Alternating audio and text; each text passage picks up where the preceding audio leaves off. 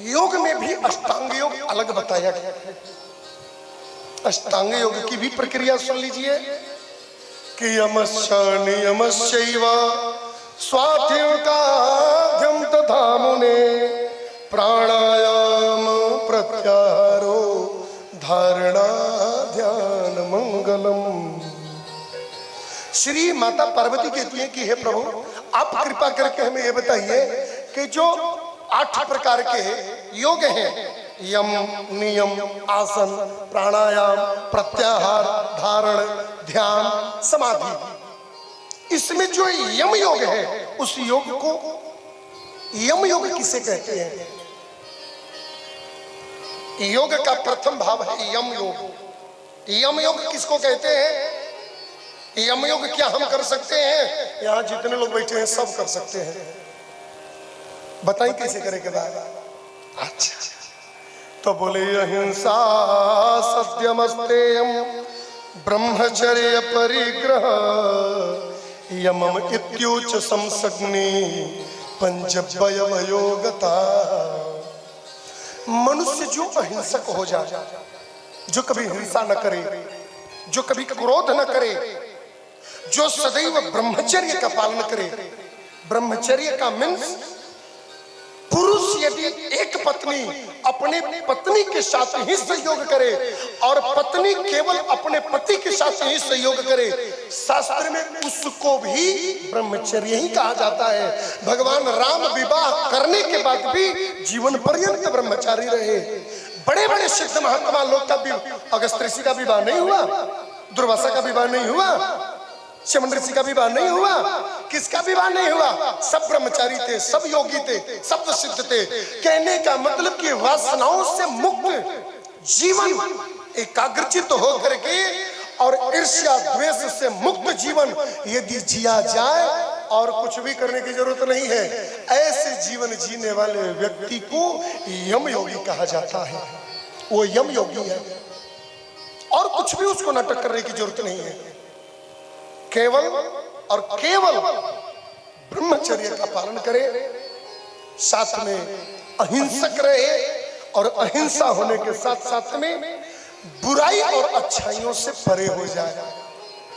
न किसी का बुराई देखना है, न किसी की अच्छाई देखना है। वह यम योगी हो जाता है।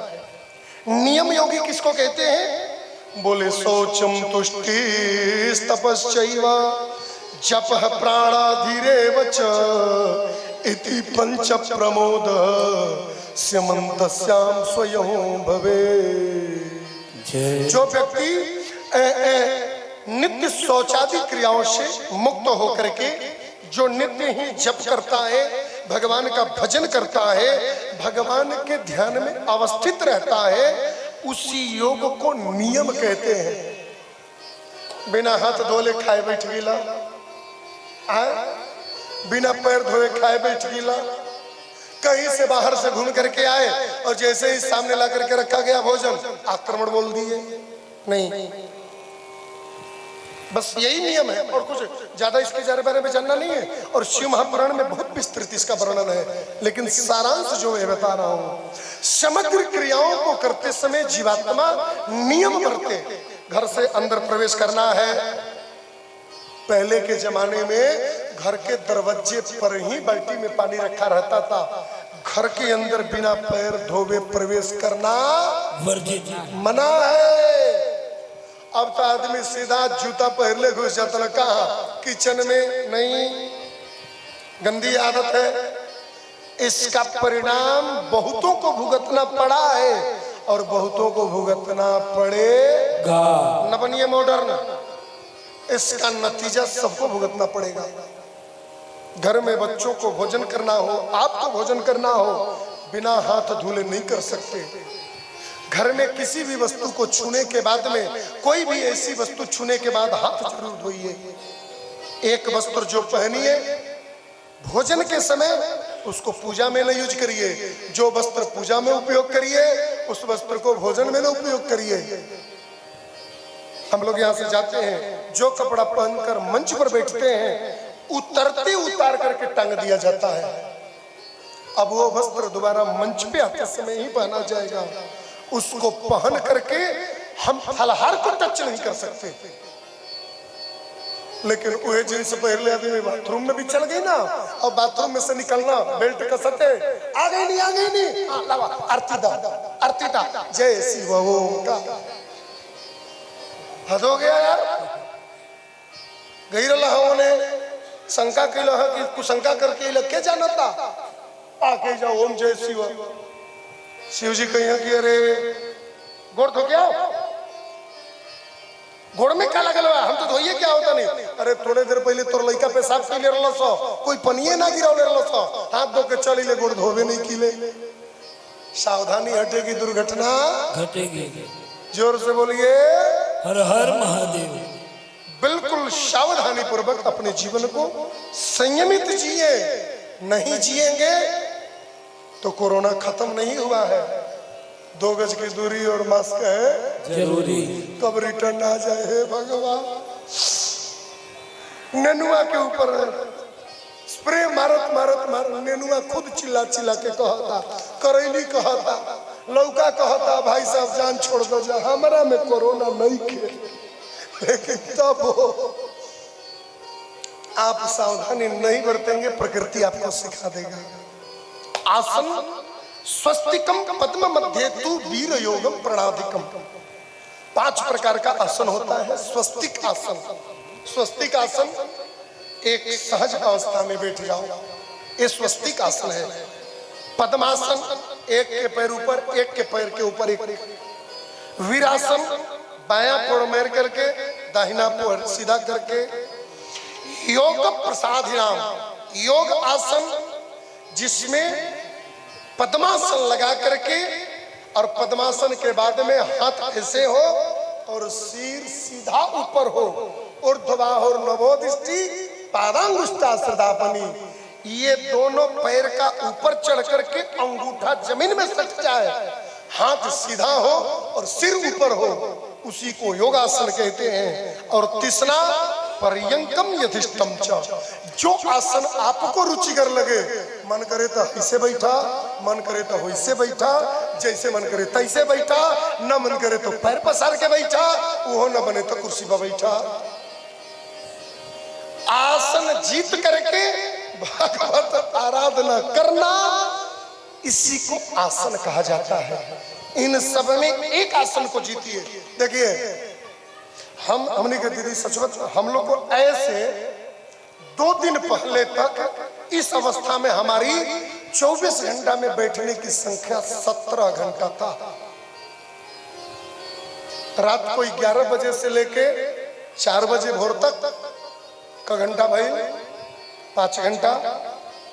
इसके बाद दिन में 10 बजे से लेकर के 2 बजे तक शिव महापुराण की तैयारी, भजन का प्रैक्टिस, आपस में बैठकर कुछ और चीजों का प्रैक्टिस, फिर स्तुतियों को लिखना, आज ये नहीं वो नहीं वो। 4 घंटा उस समय, फिर 4 घंटा मंच पर, और फिर ऐसा लगेगा कि कोई ना कोई भगत आ गई तो फिर उनको 2 घंटा बैठ के बतियावा। सोने के अलावा 17 घंटा इस अवस्था में हम बैठ जाएं, हमारे घुटने में, कमर में कहीं कोई प्रॉब्लम नहीं होगा। 5 मिनट कुर्सी पर बैठता हूं, नीचे से धुआं उठने लग जाता है। 1 मिनट नहीं बैठे, जलन होने लग जाता है पूरे पैर में। सच्ची बात बता रहा हूं, कुर्सी पर बैठने हम 1 घंटे क्या 20 मिनट से ज्यादा मैं कुर्सी पर नहीं बैठ सकता हूँ। पूरा यहाँ से पैर नीचे जलने लग जाता है, पूरा कमर जलने लग जाता है। ऐसे हमको 20 घंटा बैठाइए, कोई दिक्कत नहीं। कहने का सिर्फ मेरा इतना अभिप्राय है, इन 5 आसनों में किसी एक आसन को सिद्ध करिए। आप लोग कहीं जाके हमारा सुख आसन है, ठीक बा, मन करी तो पैर फैलाइए, हम मन करी तो किसी एक आसन को सिद्ध करिए।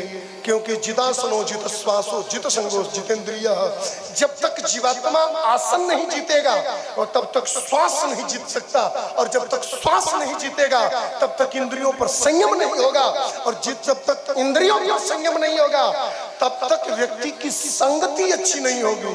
क्यों? दारू पीने वाले व्यक्ति को जैसे ही मित्र फोन करेगा, का हो कहाँ वाला, शिव महापुराण में बैठा, शिव महापुराण, अब इन्हें का हो 2 बोतल ले आइल बनी, मलकाई ने बगल वाली कथे सुने आवो मार लेवे के दू पैर चट से उठ करके चल जाओ।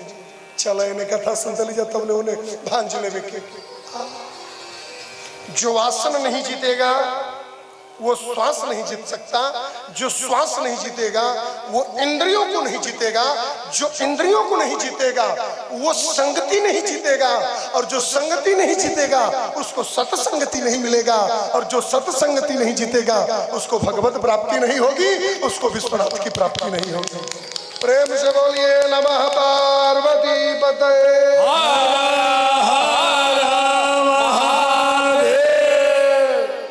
प्राणायाम क्या है? बोले प्रत्येक स्थिति में नाक से 3 बार ऊपर श्वास गति को खींचना और नीचे छोड़ना। प्राणायाम आजकल हम लोग अलग प्रकार से करते हैं, सो ऐसे खींचेंगे और छोड़ेंगे, बहुत ध्यान से।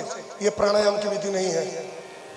प्राणायाम की विधि है कि आप नाक को बंद करिए और धीरे धीरे श्वास की गति को खींचिए, और श्वास की गति को खींचते समय कम से कम 3 बार आपको गायत्री मंत्र पढ़ना है। डॉक्टर साहब प्राणायाम नाक से खींच के छोड़ दे हल, रामदेव चच्चा वाला हो। शिव पुराण में का लिखल बा? नाक बंद करके श्वास की गति को स्लो खींचिए, धीरे धीरे, एक के बार में नहीं, और खींचते समय कम से कम 3 बार गायत्री जपिए, फिर नाक को फोल्ड कर दीजिए। फिर कम से कम 3 बार बंद किए हुए श्वास को बंद किए बोलिए, और फिर श्वास को धीरे धीरे छोड़िए। छोड़ते समय 3 बार गायत्री मंत्र बोलना है, और छोड़ने के बाद फिर लीजिए। बहुत कठिन काम है, लोगों को लगता है कि बहुत सरल है। एक बार करके देखो साहब, प्राण निकल जाएंगे 2 मिनट में बाहर। केवल 3 बार गायत्री मंत्र बोल करके देखो।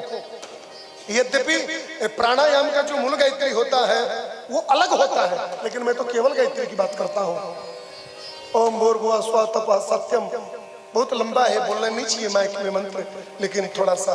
हाँ, इस प्राण की गति को लेना, रोकना, छोड़ना, फिर खींचना, रोकना और छोड़ना, ऐसे बार बार प्राणायाम करते करते करते करते करते करते आपकी इंद्रियां इतनी संयमित हो जाएंगी कि वो इंद्रियां अपने आप आपके मन के तदनुकूल चलने लगेंगी, मन आपके बुद्धि के तदनुकूल चलने लगेगा, और बुद्धि आपके प्राण के अधीन हो जाएगा, और वो प्राण संरंध्र में एकाग्रचित हो जाएगा। उसी को ब्रह्म सायुज्य मुक्ति कहते हैं। यह योग करते रहने से मरते समय जीवात्मा का ब्रह्म संग्रंथ फटता है और वहां से प्राण निकल जाता है। जैसे कि परम पूज्य प्रातः में श्री देवराहा बाबा का हुआ था। देवराहा बाबा को प्राणायाम के द्वारा उनका मस्तिष्क बीच से फट गया था और वो भगवत धाम को चले गए थे। प्रत्याहार बोले आहंत्यम अन्निगृह्णाति प्रत्याहारो स उच्यते मनः पूर्वाणि इंद्रियाणि स्वर्गम नरकमेव च। संसार में समग्र प्रकार के हमारी इंद्रियां जो गंदी होती हैं वो आहार के चलते होती हैं। जैसा खाएंगे अन्न वैसा होगा मन, जैसन पियावा पानी ओहिंगा होई जिंदगानी। पानी गोपालगंज का भाषा है, मालूम नहीं है? गोपालगंज चले के बाद तो ओइजा के भाषा बोलो, एजा के सेवा समाप्त हो गई। जिन्हें चले के बाद उन्हीं के भाषा बोलल जाओ, बनारस के भाषा में क्या रखल बा। हाँ, अन्न के द्वारा हमारा इंद्रियां विकृत होती हैं और इंद्रियों के द्वारा मन, मन के द्वारा समग्र जीवन का विनाश होता है। जीवन में प्रयास करिए कि जो आहार हो वो शुद्ध हो। निगृहीतम च सृष्टानि स्वर्गाय नरकाय च तस्मान् सुखार्थी श्रीमतान् ज्ञान वैराग्यमस्तिता। भोजन बहुत जरूरी है, लेकिन भजन से ज्यादा नहीं। बहुत बचपन की हमारा एक घटना है। एक बार हम लोग वृंदावन में ऐसे थे तो सुबह हम लोग के यहाँ 9 बजे वहाँ भगवान की श्रृंगार आरती होती थी। फिर उसमें सब विद्यार्थी जाएंगे, सब भजन करेंगे, और उसके पहले ब्रह्मचारी विद्यार्थी सब गायत्री जप करेंगे वगैरह वगैरह। तो एक दिन हम नहीं गए। स्वामी जी पूछने लगे, जो हमारे पूज्य सदगुरुदेव भगवान आज क्यों नहीं आए सत्संग में, आज क्यों नहीं आए प्राणायाम करने, आज क्यों नहीं आए ये काम करने? अरे मैंने कि स्वामी जी समय नहीं मिला, ये काम हो गया, वो काम हो गया, ऐसे हो गया, वैसे हो गया, लेट हो गए। स्वामी जी बोले अच्छा ये बात, कोई बात नहीं। भोजन किए हो? हम बड़े खुश होकर हाँ भोजन किए हैं। बोले नहाए हो? हम कह रहे महाराज जी 2 बार नहाया हूं।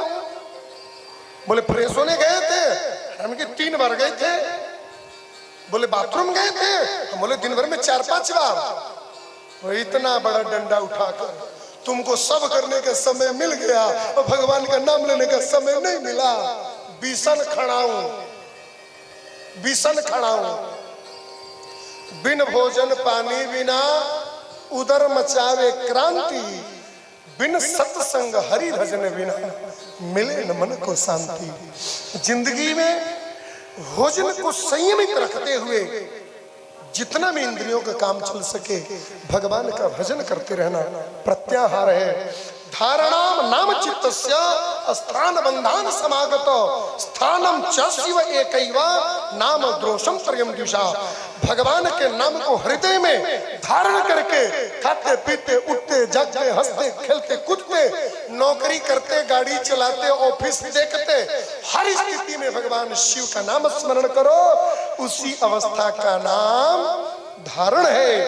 अव्यक्षिप्तेन मनसा ध्यानम नाम न उच्यते प्रत्यम तरम च निर्मुक्तः प्रवाहो ध्यान उच्यते। भगवान का नाम स्मरण करते समय व्यक्ति का मन कहीं न जाए। का मतलब मुख में राम बगल में छुरी, बैठ गए कथा करने के लिए, 5 बजे कथा खत्म हो जाए तो ठीक है सका घरे चलती राती में जाए के बनारस। अरे कथा करने आयो कथा करो, बाद के काम के लिए बाद में दिमाग लगाइए, जो कर रहे हैं वो करिए, बाद में जो होगा देखा जाएगा। जोर से बोलिए देखा जाएगा जी। अभी जो कार्य कर रहे हैं उसमें एकाग्रचित होकर के उसमें तन्मय होकर उसके लक्ष्य को प्राप्त करने की स्थिति का नाम ही ध्यान है। समाधि किसको कहते हैं? बोले धारणाम द्वादशायाम च ध्यानम द्वादशयाम च ध्यानम तद्वादशम याति समाधि न चतुत्परम। धारणा की जो अवस्था है, जो दिल में धारण किया, उसके जो द्वादश भाव होता है उसके 12 गुना ज्यादा एकाग्रचित होने का नाम ही ध्यान है।